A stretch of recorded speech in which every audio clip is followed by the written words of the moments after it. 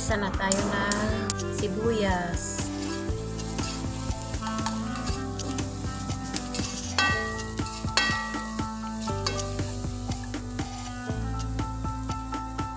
Lagyan natin ng bawang at saka luya na hiyad-hiyad.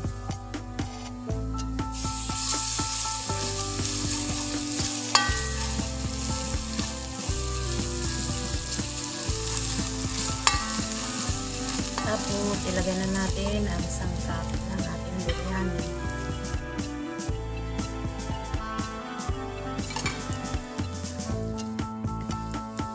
Halo-haloin natin siya. At pagkatapos ilagay natin ang karne, lahampong tawagin.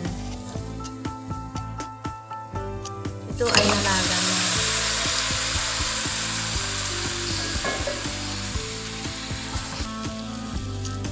Takpan muna natin siya.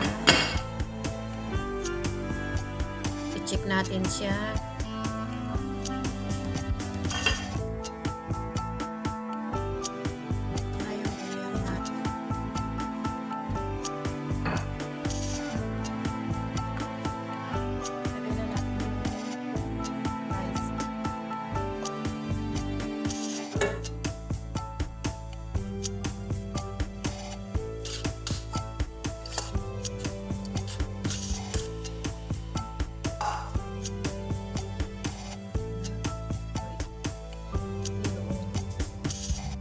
Rabbit oil.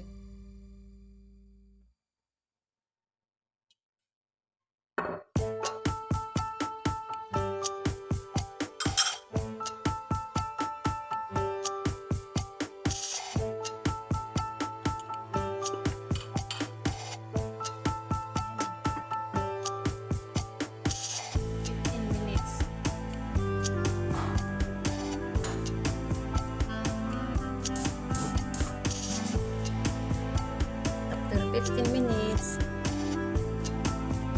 ito na ang kalalapsan. Ito na ang kalalapsan. Ito na yung biryani natin. Naka-prepare na. Thank you for watching.